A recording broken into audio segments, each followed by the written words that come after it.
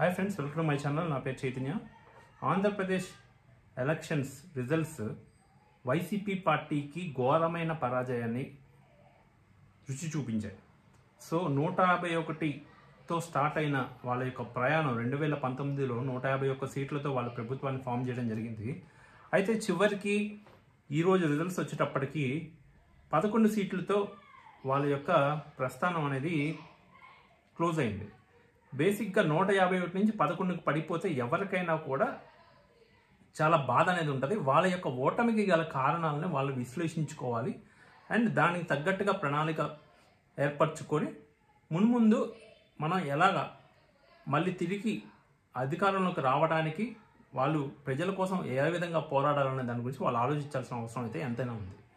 అయితే ఓటమి పాలైన తర్వాత జగన్మోహన్ రెడ్డి గారు ఏదైతే మాట్లాడుతూ కొన్ని మాటలు అయితే ప్రస్తావించడం జరిగింది. తాను చాలామందికి అవ్వాతాతలకి అండ్ స్త్రీలకి చాలా డబ్బులు ఇచ్చినట్టుగా పథకాల రూపంలో చాలా డబ్బులు ఇచ్చానని, అంత చేసినప్పటికీ నాకు ఓటు వేయలేదని, దానికి ప్రూఫ్లు లేవని తన దగ్గర వాపోవటం జరిగింది. అంటే ప్రజలు తన్ని చీట్ చేసినట్టుగా తను భావిస్తున్నట్టుగా అంతరార్థం అది వచ్చే విధంగా తను మాట్లాడటం అయితే జరిగింది. అంటే ప్రజలు పథకాలు తీసుకొని కూడా తనకు ఓట్లు వెయ్యలేదు అనే మాట తను చెప్పాలనుకున్నాడు. నిజానికి జగన్మోహన్ రెడ్డి గారిని ప్రజలు చీట్ చేశారా? ప్రజలని జగన్మోహన్ రెడ్డి గారు మోసం చేశారా? ఎవరు మోసం చేశారు? ప్రజలు అనేవారు రాజకీయ నాయకులను మోసం చేయగలుగుతారా లేదా అనే దాని గురించి మనం మాట్లాడుకుంటే, అదే ప్రజలు 2019లో 151 సీట్లు వచ్చినప్పుడు అప్పుడు ప్రజలు ఇచ్చిన తీర్పు కరెక్ట్గా అనిపించింది. ఇప్పుడు ఎప్పుడైతే సీట్లు తక్కువ వచ్చి ఓడిపోయినప్పుడు ఇప్పుడేమన్నా ప్రజలకి నేను ఇంత చేశాను అంత చేశాను కానీ నాకు ఓటు వేయలేదు అంటే వాళ్ళు ఏదో చీటింగ్ చేసినట్టుగా ఈరోజు మాట్లాడటం అనేది కరెక్ట్ అయితే కాదు. ప్రజల యొక్క ప్రజాస్వామ్యంలో ఎప్పుడు కూడా ఎటువంటి తీర్పు వచ్చినప్పటికీ మనం హుందాగా ఆ తీర్పుని అంగీకరించడం ఉత్తమమైన పని. ఫస్ట్ అందరి సమక్షంలో ఆ ఓటమికి గల కారణాలని విశ్లేషించుకునే దానికన్నా ముందల వచ్చిన తీర్పుని మనం ఆమోదించేయాలి. ఫస్ట్ వచ్చిన తీర్పుని మనం శిరసా ఆమోదించాలి. సో ప్రజలు ఎప్పుడు కూడా నాయకులను మోసం చేయరు, నాయకులే ప్రజలను మోసం చేస్తారు అని ఎందుకు చెప్తున్నాను అంటే, మీరు చెప్పే హామీలను బట్టే వాళ్ళు ఓట్లేస్తారు కానీ వాళ్ళు ఓట్లేస్తారు. ఆ హామీలు పూర్తిగా అయితే వాళ్ళు తిప్పి ఓట్లేస్తారు. మరి మీకు 151 సీట్లు ఇచ్చిన వాళ్ళు తిప్పి 11 ఎందుకు తీసుకొచ్చారు అనే దానికి కారణాలు ఉంటాయి. వాటిని మనం విశ్లేషించుకొని ఈసారి అలాంటి తప్పులు జరగకుండా చూసుకోవాలి. అంతేగాని నేను ఇన్ని పథకాలు చేశాను బట్ నాకు ఓట్లు వేయలేదు అంటే వీళ్ళదే తప్పు అన్నట్టుగా చెప్పడం అనేది కరెక్ట్ కాదు. ఎందుకు అంటే ఓన్లీ పథకాలతో ఇప్పుడు కూడా ఒక ప్రభుత్వం సంపూర్ణం అయిపోదు. ఒక ప్రభుత్వం ఎప్పుడైనా సంపూర్ణం ఎప్పుడు అవుతుంది అంటే అన్ని వర్గాల ప్రజలని సాధ్యమైనంత వరకు మెప్పించగలిగిన రోజు మనకి ఎక్కువ ఓట్లు కానీ సీట్లు కానీ వస్తాయి. ఓటింగ్ పర్సంటేజ్ వేరు, ఓట్లు గెలవడం, స్థానాలు గెలవడానికి కావాల్సిన ఓటింగ్ పర్సంటేజ్ వేరు. ఎందుకు అంటే అర్బన్ ఓటర్ ఒకలా ఆలోచిస్తారు, రూరల్ ఓటర్ ఒకలా ఆలోచిస్తారు, నిరుద్యోగులు ఒకలా ఆలోచిస్తారు, ఉద్యోగంలో ఉన్న వాళ్ళు ఒకలా ఆలోచిస్తారు. ప్రతి ఒక్క పరిస్థితులకి తగ్గట్టుగా వాళ్ళ ఆశలు అభిరుచులు ఉంటాయి. ఇప్పుడు ఒక విద్యార్థి చదువు కంప్లీట్ అయిన తర్వాత ఉద్యోగం కోసం ఎదురు చూస్తాడు. వాడు పెన్షన్ కోసం ఎదురు చూడడు. వాళ్ళ అవ్వాతాతకి పెన్షన్ పడినా వాడు ఓటు మటుకి ఎవరైతే ఉద్యోగం ఇస్తారో, ఉద్యోగ కల్పన చేస్తారో వాళ్ళకే ఓటు వేస్తారు. అర్థమవుతుందా? సో ఈ విధంగా నువ్వు అవ్వాతాతలకి పెన్షన్ వేసావు కరెక్టే. పెన్షన్ మీదే డిపెండ్ అయ్యి బతికే అవ్వాతాతలు ఎంతమంది ఉంటారు? అంటే ఇప్పుడు మీరు పెన్షన్ ఒక్కటి వేస్తే సరిపోతుంది, పెన్షన్ ఒకటి చాలు అనుకునే వాళ్ళు చాలా తక్కువ మంది ఉంటారు, చాలా తక్కువ పర్సంటేజ్ ఉంటారు. అమ్మ ఒకటి చాలు అనుకునే వాళ్ళు చాలా తక్కువ పర్సంటేజ్ ఉంటారు. కాపు నేస్తం చాలు అనుకునే వాళ్ళు చాలా తక్కువ మంది ఉంటారు. ఆ నేస్తం చాలు, ఈ నేస్తం చాలు అనుకునే వాళ్ళు చాలా తక్కువ మంది ఉంటారు. జస్ట్ మనీ ఇవ్వటం ద్వారా మనం తిరిగి అధికారంలోకి వస్తాం అనుకునేది ఖచ్చితంగా భ్రమ మాత్రమే. అది కరెక్ట్ కాదు. డబ్బులు ఇవ్వడం ద్వారానే తిప్పి అధికారంలోకి వచ్చే పని అయితే ఏ రాష్ట్రము కూడా స్టార్టింగ్ నుంచి ఇప్పటి వరకు కూడా అన్ని రాష్ట్రాల్లో ఒకటే ప్రభుత్వం ఉంటుంది. ఎందుకు అంటే వాళ్ళ దగ్గరే పవర్స్ అన్నీ ఉంటాయి, వాళ్ళే డబ్బులు ఇవ్వగలరు కాబట్టి. అది కాదు ఇక్కడ పరిస్థితి. ఇప్పుడు ఎప్పుడైనా కూడా సంక్షేమ పథకాలు ఎప్పుడు ఉపయోగపడతాయి అంటే, ఒక వ్యక్తి కష్టపడి వాళ్ళ ఫ్యామిలీ 100 రూపాయలు సంపాదిస్తున్నప్పుడు దానికి అదనంగా నువ్వు ఒక 50 రూపాయలు ఇస్తే 150 రూపాయలతో వాళ్ళు 50 రూపాయలు అనేది బోనస్ కింద ట్రీట్ చేస్తారు. వాళ్ళు హ్యాపీగా ఫీల్ అవుతారు. దానికి మనకి కృతజ్ఞతగా ఉంటారు మనం 50 రూపాయలు ఇచ్చినందుకు గాను. అంతేగాని వాళ్ళకు రోజువారీ వచ్చే ఆ 100 రూపాయలని చెడగొట్టి 50 రూపాయలు ఇస్తే దాంతో వాళ్ళు హ్యాపీగా ఉండరు. ఎందుకు అంటే వాళ్ళు రోజు వచ్చే 100 రూపాయలు పోతున్నాయి కదా. నిరుద్యోగ సమస్య ఒక పెద్ద పెనుభూతం. ఇప్పుడు ఇంట్లో ముసలి వాళ్ళకి లేదంటే అమ్మఒడి పడిందనో వాళ్ళ పిల్లలకు ఉద్యోగాలు రాకపోతే మనకు ఓటేసే పరిస్థితి అయితే ఉండదు. మనం ఏదైతే హామీలు ఇచ్చామో ఆ హామీలు నెరవేర్చామని మనం అనుకుంటే సరిపోదు. నెరవేర్చామా లేదా అనేది వాళ్ళు చెప్పాలి. ఇప్పుడు నాసిరకమైన మద్యం తేవడం వల్ల చాలామంది అనారోగ్యాలు పాలయ్యారు. ఇప్పుడు అలా అనారోగ్యాలు పాలైన వాళ్ళకి మనం ఎన్ని సంక్షేమ పథకాలు ఇచ్చినప్పటికీ కూడా వాళ్ళ దృష్టిలో వాళ్ళకి ఏదైతే జరిగిందో నెగిటివ్ ఫ్యాక్టర్ దాని మీదే ఉంటుంది. కానీ మనకి ఇక్కడ డబ్బులు ఇచ్చారు కదా, ఇక్కడ అనారోగ్యం వచ్చినా పర్లేదులే అని అనుకునే పరిస్థితి ఉండదు. ఇప్పుడు మా అవ్వాతాతలకి మనీ వస్తుంది కదా, నాకు ఉద్యోగం రాకపోయినా పర్లేదులే అని ఎవరు అనుకోరు. ఓకే మనకు అమ్మఒడి పడింది కదా, రోడ్లు లేకపోతే పోన్లే అని ఎవరు అనుకోరు. రోడ్లు ఉండాల్సిందే, మాకు ఆటో మిత్ర ఇస్తున్నారు కదా 10,000, రోడ్లు లేకపోయినా పర్లేదు, మేము గుంటల్లో నుంచైనా వెళ్ళిపోతామని ఏ ఆటో డ్రైవర్ అనుకోరు. ఆటోలు పాడైపోతున్నాయని బాధపడతారు. అంతేగాని మనకి ఏదైతే డబ్బులు వస్తున్నాయో, రోజువారీ కష్టపడితే డబ్బులు వస్తున్నాయో ఆ డబ్బులకి అదనంగా ఏదైనా గవర్నమెంట్ నుంచి వస్తే అది తీసుకొని సంబరపడతారు తప్ప, ఓన్లీ గవర్నమెంట్ నుంచి వచ్చే సొమ్ముతోనే మేము బతకాలి, మా డైలీ వారి ఏదైతే వస్తాయో డబ్బులు అవి తగ్గిపోతేనో, రేట్లు పెరిగితేనో, కరెంటు ఛార్జీలు పెరిగినాయి, మందు రేట్లు పెరిగినాయి. మందు రేట్లు పెరగడం వల్ల అనారోగ్య పాలైన వాళ్ళు ఎక్కువ ఉన్నారు. నాసిరకమైన మద్యం అమ్మారు. వీటన్నిటి ఎఫెక్ట్ పడుతుంది. అది కాకుండా ఒక ముఖ్యమంత్రి అనే వ్యక్తి, ముఖ్యమంత్రే కాదు, ఒక ఎమ్మెల్యే కాదు, ఎవరైనా కూడా ప్రజల్లో తిరగాలి, రివ్యూ చేయాలి, వాళ్ళ కష్టాలను కనుక్కోవాలి. ఒక కార్యక్రమం, జనవాణి లాంటి కార్యక్రమం, ఇప్పుడు ఏదైతే పవన్ కళ్యాణ్ గారు జనసేన మీటింగ్స్ పెట్టిన చోటల్లో జనవాణి కార్యక్రమం పెట్టుకున్నారు.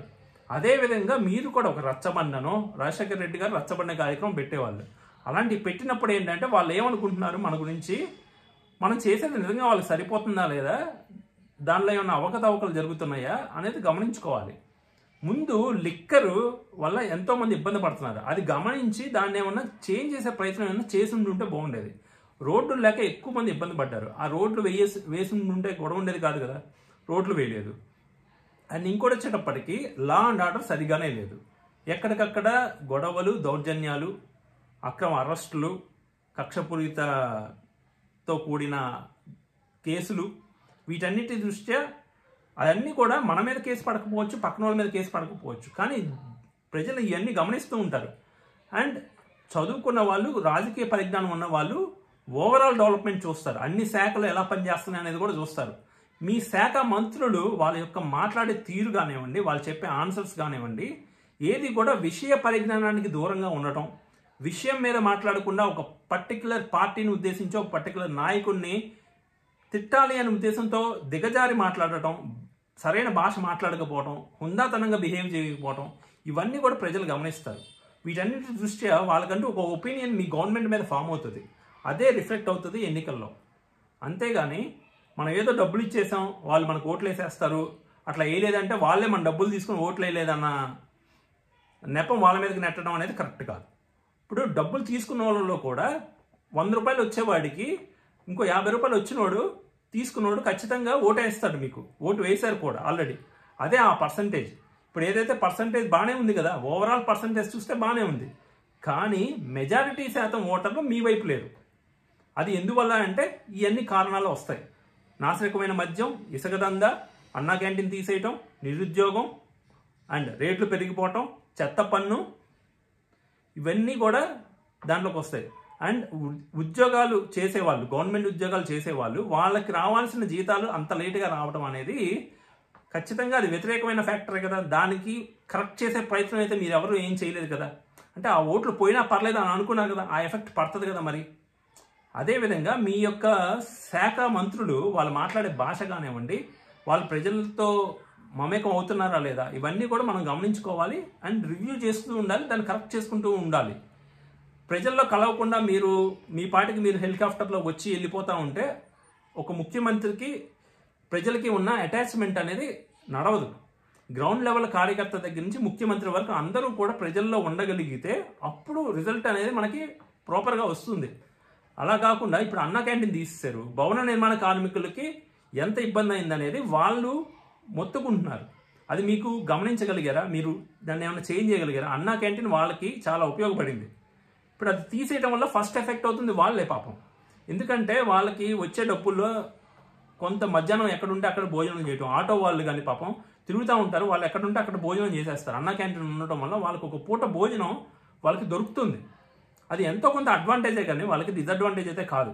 అది మీరు నడిపి ఉండాల్సింది ఏదో ఒక పేరుతో అయినా, మీరు అది చేయలేదు. అమ్మఒడి తరపున డబ్బులు ఇస్తా అన్నారు, అది ప్రతి ఇయర్ సేమ్ ఒకటేలాగా ఇవ్వలేదు. ఒకసారి లేటుగా పడింది, ఒక్కోసారి తగ్గించి పడింది, ఇంకోసారి అసలు పడలేదు. ఈ అవకతవకలు కూడా ఉన్నాయి. సో వీటన్నిటి దృష్ట్యా చూసుకున్నట్టయితే మీరు బిహేవ్ చేసే తీరు కూడా ప్రజలు గమనిస్తారు.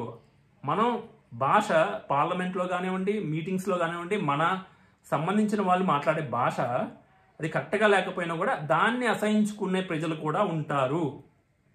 మెయిన్ రాష్ట్రం రాజధాని అమరావతి అని చెప్పి మీరు మాట మార్చారు, దాని యొక్క ఎఫెక్ట్ కూడా ఉంటుంది. మాట మార్చింది మీరు, ప్రజలైతే కాదు కదా. మీరు అమరావతి రాజధానిగా చేసుకొని పరిపాలిస్తారనే ఉద్దేశంతోనే వాళ్ళు ఊహించి మీకు ఓటు వేశారు. మీరేం చేశారు? మాట మార్చారు. మీరు ముందుగానే నేను వస్తే 3 రాజధానులు ఉంటాయి అని మీరు ముందుగానే చెప్పి చేసి ఉంటే కరెక్ట్గా ఉండేది. అలా చేయలేదు కదా మరి మీరు మాట మార్చారు కదా. అండ్ పోనీ మాట మార్చారు, వాళ్ళు కన్విన్స్ చేసే ప్రయత్నం అయినా చేయాలి. అమరావతి రైతులు ఎవరైతే గొడవ చేస్తున్నారో, ఉద్యమాలు చేస్తున్నారో వాళ్ళని కన్విన్స్ చేసే ప్రయత్నం అయినా చేయాలి. పోనీ ఇదంతా కాదు, నెక్స్ట్ ల్యాండ్ టైటిలింగ్ యాక్ట్, అది కూడా మీరు క్లియర్గా ఏం చేద్దాం అనుకుంటున్నారు, ఏం చేస్తున్నారు, ఏంటి అనేది మీరు క్లియర్గా ప్రజలకి చెప్పడంలో మీరు దాచిపెట్టారు. బేసికల్లీ ప్రతిపక్షాలు అది బయటకు తీసుకొచ్చి అందరికీ చెప్పింది. ప్రతిపక్షాలు చెప్పడం స్టార్ట్ చేసిన తర్వాత నువ్వు వచ్చి చెప్తే ఎవరు నమ్మరు కదా. అది మంచిదా చెడ్డదా అనేది అందరికన్నా ముందర మీరు చెప్పాలి, దాని మీద చర్చ జరగాలి, ఆ తర్వాత అది ఆమోదించబడాలి. అంతేగాని అదంతా లేకుండా వన్ సైడెడ్గా చేసుకుంటూ వెళ్ళిపోయారు. సో ఎక్కడ చూసినా కూడా అందరు ఇబ్బంది పడేవాళ్ళే. బిజినెస్ పర్సన్స్ కానివ్వండి, రకరకాల వర్గాల ప్రజలు రకరకాలుగా ఇబ్బంది పడుతున్నారు. డిఎస్సి లేదని కొంతమంది, రోడ్లు బాగాలేదని కొంతమంది, లా అండ్ ఆర్డర్ సరిగా లేదని కొంతమంది, రాజధాని భూములు ఇచ్చి ఇక్కడ రాజధాని రావట్లేదని కొంతమంది, అన్ని రకాలుగా ఇబ్బంది పడుతున్నారు. ఓకే, 3 రాజధానులు తీసుకున్నా కూడా ఒక రాజధానిలో కూడా ఒక కంపెనీ కూడా తీసుకురాలేకపోయారు మీరు. పోనీ వైజాగ్లో అయినా ఏమైనా కంపెనీలు తీసుకొచ్చి డెవలప్ చేస్తున్నా కూడా బాగుండేది. పోనీ మీరు ఆ విధంగా అయినా మెప్పించగలిగేవాళ్ళు, అది మెప్పించలేదు. పోనీ ఋషికొండకి అక్కడ ఏదో చేస్తున్నారు, అంత హైట్ చేసి చేయాల్సినంత అవసరం ఉంది. ధైర్యంగా దర్జాగా ఏం చేయాలనుకుంటున్నారు చెప్పి క్లియర్గా చేసి ఉంటే ఎంత బాగుండేది. అలా చేయలేదు. దాన్ని కూడా ప్రతిపక్షాలు పాయింట్అవుట్ చేసిన తర్వాత మీరు అక్కడ ఏం చేస్తున్నారని మీరు చెప్పాల్సిన పరిస్థితి మీకు కల్పించారు. ఇన్ని ఫెయిల్యూర్స్. అండ్ ఇది కాకుండా మీ ఎమ్మెల్యేలే ఇప్పుడు మాట్లాడుతున్నారు, వాళ్ళని ఒక్కసారి కూడా కలవలేదని మీ ఎమ్మెల్యేలే బయటకు వచ్చి మాట్లాడుతున్నారు. మీరు ప్రజలతో మమేకం అవ్వకుండా, మీ లీడర్స్తో మమేకం అవ్వకుండా, వాళ్ళ దగ్గర నుంచి ఫీడ్బ్యాక్ తీసుకోకుండా డెసిషన్స్ తీసుకోవటం, ల్యాండ్ టైటిలింగ్ యాక్ట్ అనేది, నెక్స్ట్ నాడు నేడు అని చెప్పి మీరు స్కూల్స్ని ఏదో డెవలప్మెంట్ చేసినట్టు చూపించారు. కొన్ని స్కూల్స్ చేశారు, కొన్ని స్కూల్స్ చేయలేదు. అది స్కూల్కి వెళ్ళే పిల్లలకి అర్థమవుతుంది కదా, అది చూసే వాళ్ళకి అర్థమవుతుందా. ఇంగ్లీష్ మీడియం అన్నారు. ఇంగ్లీష్ మీడియం చెప్పగలిగే టీచర్స్ని మీరు రిక్రూట్ చేశారా? ఏమైనా పోస్టులు వేసారా? దానికి స్పెషల్గా ఏమైనా చేశారా? ఉన్న టీచర్స్, తెలుగు మీడియం చెప్పే టీచర్స్నే ఇంగ్లీష్ మీడియం చెప్పమన్నారు. అది ఎలా కరెక్ట్ అవుతుంది? అది ఏ విధంగా ముందుకెళ్తుంది? సో ఇన్ని ప్రాబ్లమ్స్ ఉన్నప్పుడు, ప్రాబ్లమ్స్ అనేవి ఏ గవర్నమెంట్లో అయినా ఉంటాయి. వాటిని ఏంటంటే మనం అడ్రస్ చేసామా, మనం పట్టించుకున్నామా, దాన్ని కరెక్ట్ చేసే ప్రయత్నం ఏమైనా చేసామా అనేది మోర్ ఇంపార్టెంట్ అనమాట. అది ఎలా తెలుస్తుంది? ఒక ముఖ్యమంత్రికి ఎలా తెలుస్తుంది? వాళ్ళ కింద ఉన్న ఎమ్మెల్యేలతో రెగ్యులర్ టచ్లో ఉండాలి అండ్ వాళ్ళు ఇచ్చే ఫీడ్బ్యాక్ని తీసుకోవాలి. వాళ్ళు చెప్పే వాటిలో కూడా నిజాలు ఉంటాయి. కేవలం ఒక కోటరీలాగా ఫామ్ అయిపోయి వాళ్ళు చెప్పేవి వింటూ ఎమ్మెల్యేలకి అందుబాటులో లేకపోవడం కూడా ఒక మైనస్ పాయింట్. అండ్ ఇంకోటి వచ్చేటప్పటికి మీ ఎంపీలు ఎంతమంది వెళ్ళిపోయారు అంటే ఉన్న ఎంపీలని కాపాడుకోలేకపోయారు. ఉన్న ఎంపీలే వేరే పార్టీలోకి వెళ్ళిపోయారు. వాళ్ళతో సయోధ్య కుదరలేదు మీకు. సో ఆ సయోధ్య కూడా కుదుర్చుకోవాలి. ఎప్పుడు అవతల వ్యక్తే తగ్గాలి అంటే తగ్గే పరిస్థితి కాదు ఈ రోజుల్లో. చిన్నపిల్లలే తగ్గట్లేదు. చిన్నపిల్లలే వాళ్ళ మాట నెగ్గాలంటున్నారు. అలాంటప్పుడు ఒక ఎంపీ స్థాయి వ్యక్తులు మీ పార్టీలో గెలిచి మీ పార్టీలో ఉన్న వ్యక్తులకి వాళ్ళకి తగ్గ ఇంపార్టెన్స్ ఇవ్వాలి. వాళ్ళు చెప్పిన సూచనలు కూడా మనం తీసుకోవాలి. అది సో ఇవన్నీ చేయకుండా ఇది కాకుండా గంజాయి ఏ విధంగా పెరిగింది అవి న్యూస్ చూస్తూనే ఉన్నాం కదా. గంజాయి ఉంది అని. దాని మీద మేము ఈ చర్య తీసుకుంటామని బలంగా ఒక ముఖ్యమంత్రి వచ్చి స్టేట్మెంట్ ఇవ్వగలిగారా? ఇవ్వలేకపోయారు కదా. సో కులాల మధ్య గొడవలు అమలాపురంలో అక్కడ కులాల మధ్య గొడవలు జరిగినాయి. దాన్ని ఆపే ప్రయత్నంగా ముఖ్యమంత్రి గారు వచ్చి ఏమన్నా స్టేట్మెంట్ ఇవ్వగలిగారా? మనం మౌనంగా ఉంటే మనకేం సంబంధం లేనట్టుగా ఉంటే అది మన తప్పే అవుతుంది. ఎవరైతే ముఖ్యమంత్రి ఉంటారో ఆ ముఖ్యమంత్రి అనే వ్యక్తి ఖచ్చితంగా నోరు విప్పి మాట్లాడాలి. పోలవరం ప్రాజెక్టు గురించి మీ ఇద్దరు మంత్రులు మారారు. ఇద్దరు కూడా బాధ్యతాయుతంగా పోలవరం గురించి స్టేటస్ అప్డేట్ ఏమైనా ఇచ్చారా ప్రజలకి? మేము ఇది చేయాలనుకుంటున్నాం, మాకు ఇంత ఇబ్బంది ఉంది, మాకు ఇంత డబ్బులు ఖర్చు, పోనీ మీ ఇంటెన్షన్ అసలు చేయాలనే లేదనేది క్లియర్గా ప్రజలందరికీ అర్థమైపోయింది. ఇందులో ప్రతిపక్షాల పాత్ర కూడా లేదు, మీ పాత్ర ఎక్కువ ఉంది. నోరు తెలిస్తే బూతులు మాట్లాడటం, ఇలాంటి ఎగ్జాంపుల్ సెట్ చేసినప్పుడు మీ గవర్నమెంట్ యొక్క ఫేస్ వాల్యూ, మీ గవర్నమెంట్ మంత్రులు ఏదైతే పనిచేస్తారో దాన్ని బట్టే మీ ఫేస్ వాల్యూ ఉంటుంది. ఇప్పుడు కరుడుగట్టిన టీడీపీ కార్యకర్తలు మీకు ఓటేరు, కరుడుగట్టిన జనసేన కార్యకర్తలు మీకు ఓటేరు. మీకు ఓటేసేదల్లా న్యూట్రల్ పీపుల్కి మీరు చేసే పనులు, మీరు ఇచ్చే స్టేటస్ అప్డేట్స్ అవన్నీ నచ్చినప్పుడు ఆటోమేటిక్గా మీరు చిన్న తప్పులు చేసినా కూడా దాన్ని నెగ్లిజిబుల్గా చూస్తారు, మీ సైడే తీర్పిస్తారు. కానీ మనం అసలు సరిగ్గానే పని చేయకుండా చాలా రెక్లెస్గా సమాధానాలు చెప్తూ ఇష్టం వచ్చినట్టు పక్క పార్టీలని అణిచివేయాలన్న ధోరణిలో మనం ముందుకెళ్తూ ఉంటే గనక ప్రతిదానికి కోర్టుకి వెళ్ళటం, కోర్టు ముట్టుకెళ్ళేసిందని వినడం, ఇలాంటి పదే విన్నప్పుడు కొంచెం విఘ్నత కలిగిన వ్యక్తులు ఎవరూ కూడా హర్షించరు. And at the same time రోడ్లు అనేవి ఎక్కడా లేవు, సరిగానే రోడ్లు లేవు. దాన్ని ప్రతిపక్షాలు ఎవరి దగ్గరికి తీసుకెళ్లాల్సిన అవసరం లేదు. ఆ రోడ్డు మీద కార్లు వేసుకుని తిరిగే వాళ్ళు, బండ్లు వేసుకుని తిరిగే వాళ్ళు ఈజీగా తిట్టుకుంటా ఉంటారు రోజు, ఏంద్రబాబు కనీసం ఈ రోడ్లు కూడా వేయలేదని. సో మీరు డబ్బులు వేసినా వేయకపోయినా, అందరికీ డబ్బులు వేసినా వేయకపోయినా అందరికీ డబ్బులు వేయలేరు కదా. ఉన్న జనాభా మొత్తానికి పథకాలు వర్తించవు. పథకాలు వర్తించేది కొద్ది మందికే.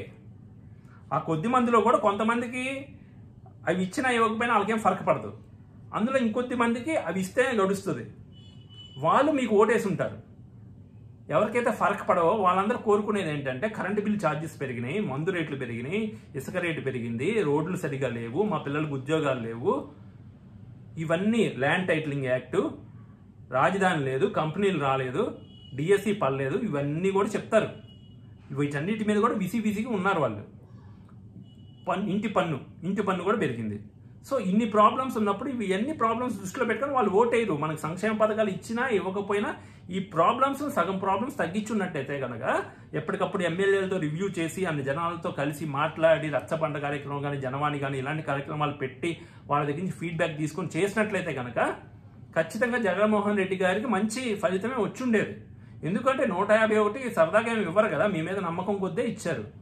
ఆ నమ్మకాన్ని నిలబెట్టుకునే క్రమంలో మీరు దెబ్బతిన్నారనేది నా ఒపీనియన్. అంతేగాని ప్రజలు ఓటు వేయకుండా లేరు. మీ దగ్గర ఎవరైతే లబ్ధి పొందారో వాళ్ళు ఖచ్చితంగా ఓటు వేశారు. మీ వల్ల లబ్ధి పొందాం, మాకు మీరే దిక్కు అనుకున్న వాళ్ళందరూ ఓటేశారు. ఇది ఒకటే సరిపోదు అనుకున్న వాళ్ళు ఓటేయలేదు. అది అందరికీ మీరు మనీ అయితే ఇవ్వలేరు కదా. బిలో పోవర్టీ లైన్లో ఉన్న వాళ్ళకి మాత్రమే ఇవ్వగలుగుతారు. బిలో పోవర్టీ లైన్లో ఉన్న వాళ్ళు కూడా ఆ పథకాలు ఒకటి సరిపోవు అందరికీ. కొద్దిమందికి సరిపోతాయేమో, కొద్దిమంది దాన్ని ఒక్కటితో సరిపోదు. ఇప్పుడు ఆటో డ్రైవర్ ఉన్నాడు, మీరు రోడ్లు లేకుండా పథకం ఇచ్చానంటే కుదరదు. ఆటో మెట్రో ఇస్తాను, రోడ్లు లేనంటే ఒప్పుకోరు. అవే కావాలి, ఇదే కావాలి. చెప్పాం కదా, 100 రూపాయలు వస్తుందంటే 100కి బోనస్ మీరు ఇచ్చే పథకాల రూపం డబ్బులు. అంతేగాని నా జాబ్ పోయి ఓన్లీ అంటే వాడు రోజు చేసే పని అంటే ఇప్పుడు భవన నిర్మాణ కార్మికులు రోజువారి పని లేదు, వాళ్ళకి మీరు పథకాలు వేసినా కూడా వాళ్ళు ఏమి హ్యాపీగా ఉండరు. ఎందుకంటే వాళ్ళ పనితో పాటు మీరు ఇచ్చే పథకాలు కూడా యాడ్ అయితేనే వాళ్ళకి కొంచెం బెటర్గా బతుకుతారు. వాళ్ళ కొనుగోలు శక్తి పెరుగుతుంది. కొనుగోలు శక్తి పెరిగినప్పుడు ఆటోమేటిక్గా అందరికి బిజినెస్లు బాగుంటాయి. అందరి బిజినెస్లు బాగున్నప్పుడు, రోడ్లు అన్నీ బాగున్నప్పుడు ట్రాన్స్పోర్ట్ ఈజీగా జరుగుతుంది, అందరి బిజినెస్లు బాగా జరుగుతాయి. అప్పుడు అందరికీ మీ మీద పాజిటివ్ ఒపీనియన్ వస్తుంది. ఇవన్నీ జరగనప్పుడు ఆటోమేటిక్గా అంతా నెగిటివ్ ఒపీనియన్ వస్తుంది. ఆ నాసిరక మద్యం తాగి చాలామంది హెల్త్ ప్రాబ్లమ్స్ తెచ్చుకొని చాలామంది ఇబ్బంది పడ్డారు. దాని గురించి కూడా మీరు ఎక్కడ కూడా అడ్రస్ చేయలేదు. దాని గురించి దాన్ని ఏమైనా చేంజ్ చేసే ప్రయత్నం కూడా కనీసం మీరు ట్రై కూడా చేయలేదు. వెలసి ఇటువంటి రిజల్ట్ రావడానికి కారణమైంది. అంతేగాని ప్రజలేం జగన్మోహన్ రెడ్డి గారిని మోసం చేయాలని మోసం చేయలేదు. ప్రజలు కూడా ఆశించారు మీ దగ్గర నుంచి మీరేమైనా చేంజ్ చేస్తారని. మీరు పట్టించుకోకపోగా అసలు మీరు కనీసం ఒక అడ్రస్ కూడా చేయలేదు చాలా సమస్యలని. ఈ సమస్యలు ఈవెన్ గవర్నమెంట్ టీచర్స్ చేసే ధర్నాలలో కూడా మీరు వాళ్ళకి హెల్ప్ చేసింది అయితే ఏం లేదు. శాలరీస్ అయితే లేట్గానే పడ్డాయి.